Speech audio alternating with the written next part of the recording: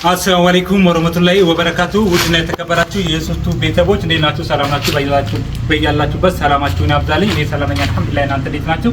የዛሬ ቪዲዮአችን የሚሆነው ለጭቃ ቤትም ለብሎኬት ቤትም የሚሆን የውጭ ቀለም ቅብ ነው የማሳያችሁ ማለት ነው። እንግዲህ የዚህ ቀለም ስሙ ስቶን ይባላል። ስቶን ቀለም ለውጭ ቀለም የሚያገለግል በጣም አሪፍ ቀለም ነው። ሲቀጥል ደግሞ በዚሁ ላይ የማሳያችሁና የማብራራላችሁ ምንድነው የውጭ ቤታችንን ጭቃ ቤት ሰርተን ውጭ ላይ ግርፍ ስንገርፍ እንዴት አድርገን መግረፍ አለብን፣ ዘመናዊ ስራ ለመስራት እንዴት አድርገን መግረፍ አለብን የሚለውንም በዚሁ ላይ ማብራራላችሁ ይሆናል ማለት ነው። እስከ ቪዲዮ መጨረሻ አብራችሁን ትወዱ። ይሄ የምትመለከቱት ይሄ አሁን ስቶን ይባላል። ስቶን ነው የሚባለው ቅቡ ማለት ነው። የጥና አይነት የሚቀባ ነው። ስቶን የሚባል ቅብ ነው።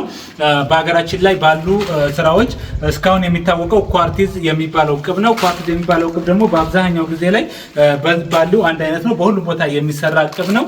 ይሄንኛው ደግሞ አዲስ ቀለም ነው። አዲስ በጣም የሚያምር ዘመናዊ የሆነ ጠንካራ የሆነ ቀለም ነው ማለት ነው። እንግዲህ እንደምታዩት ይሄ አንድ ባሊ ነው። እንደ ኳርቲዝ አይነት ባሊ። የኳርቲዙም 25 ኪሎ ነው። ይሄም 25 ኪሎ ነው። አንድ አይነት ግራም ነው ያላቸው ማለት ነው።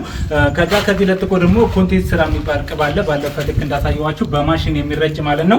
እና የዚህ ጥቅም እንግዲህ ምንድነው የዚህ ባሊ እንግዲህ አንዳንድ ቦታ ላይ ስንጥቅ ያለ ቦታ ላይ የተሰነጠቀ ቦታ ላይ በጣም አጣብቆ የመያዝ ባህሪ ስላለው አጣብቆ ይዝና በጣም ጠንካራ ነው። ኮላ አለው። በኮላ ራሱ ምናምን ተበጥቶ ነው የሚሰራው። ኮላው እንደምታዩት ይሟጭጫል። የመያዝ አጣብቆ የመያዝ አቅሙ በጣም ኃይለኛ በጣም ጠንካራ ነው ማለት ነው። ሲቀጥል ደግሞ ውበቱን በጣም ነው የሚያምረው። ተሰርቶ ሙሉ መጨረሻ ላይ ማሳያችሁ ይሆናል። ውበቱ እንደምታዩት እንደዚህ በጣም ያምራል። በጣም የሚገርም ቅብ ነው ቀለሙ ማለት ነው። እንግዲህ ቀለሙ የዚህ ዋጋ እንግዲህ አንዱ የግዢው ብቻ 6500 ብር ነው አንዱ የሚገዛው ማለት ነው። አሁን እቺ ቤት ለመስራት ከዚህ ይዞ እስከዚህ ከበሮ ቤት ድረስ ለመስራት ይሄን የምታዩትን ባሊ 6 ገዝተናል። 6 ባሊ ማለት ነው። ከዛ ሲቀጥል ደግሞ ከውስጥ መጀመሪያ የምንቀባው ቅብ አለ። ግሪን ቡት ይባላል። እንደ ጅንሱ አይነት ናት። 25 ኪሎ ሲሚንቶ ነገር ነው። ልክ እንደምታዩት ጥቁር ነው። እንደዚህ ነው የሚቀባው። እሱን ደግሞ 4 ሀባ ተጠቅሜያለሁ። ከዛ ሲቀጥል ቀለም አለ። የምንቀባው ቀለም 2 ጋሎን ገዝቻለሁ በ1500 3000 ብር ማለት ነው። ከዛ ለጥቆ ኮላ 4 ሊትሩን ኮላ ተጠቅሜያለሁ።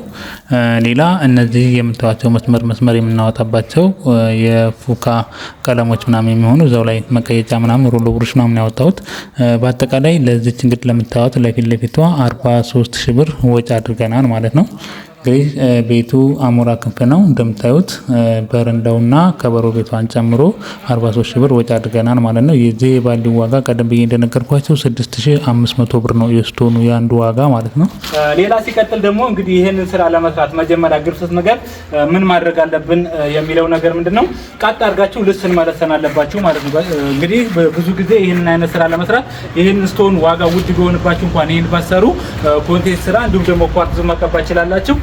ኳርትዝ ስትሰሩና ኮንቴንት ስራውንም ስትሰሩ ይሄንም ስትሰሩ እንዲመችላችሁ ምንድነው ማድረግ ያለባችሁ ልስኑ ስትረስኑ ቃጥ አድርጋችሁ በስነ ስርዓት መለሰን መቻል አለባችሁ ማለት ነው። ቃጥ ማለት አለበት። አንዳንዴ ፉካ የምትሉ ሰዎች አላችሁ። ፉካ ልስኑ ሲለሰን ፉካ እንደዚህ መስመር እንዲወጣ ጉሬ እንዲወጣ ያደርጋችሁ ፉካ የምትሉት ነገር አላችሁ ማለት ነው።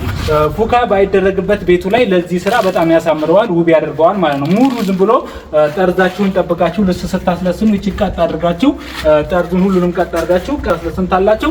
ከዛም በኋላ ፉካ የሚባለው ነገር ደግሞ በፕላስተር ልክ እነዚህና የምታወጣውን እቺ ፕላስተር 2.5 አለ 1.5 አለ 5 ሳንቲም አለ በምፈልጉት ስፋት ልክ ይቺን ልጥፍ አድርጋችሁ ቀለሙን ትቀቡታላችሁ ማለት ነው። ከቀባችሁ በኋላ ልክ ስናነሳው እንደዚህ አይነት ፓርት ይሰጠናል ማለት ነው። ምን ሆነ እንደ ፉካ ይመስልልናል ማለት ነው። ይሄ እንግዲህ በቀለም ያወጣነው ነው ማለት ነው። ቀለሙ ላይ ፕላስተር ለጠፍን፣ ከዛ ስቶኑን ቀባ ነው፣ ከዛን ፕላስተሩን ላጥ ነው ማለት ነው። ከዛ ምን ሆነልን ፉካ መሰለልን ማለት ነው።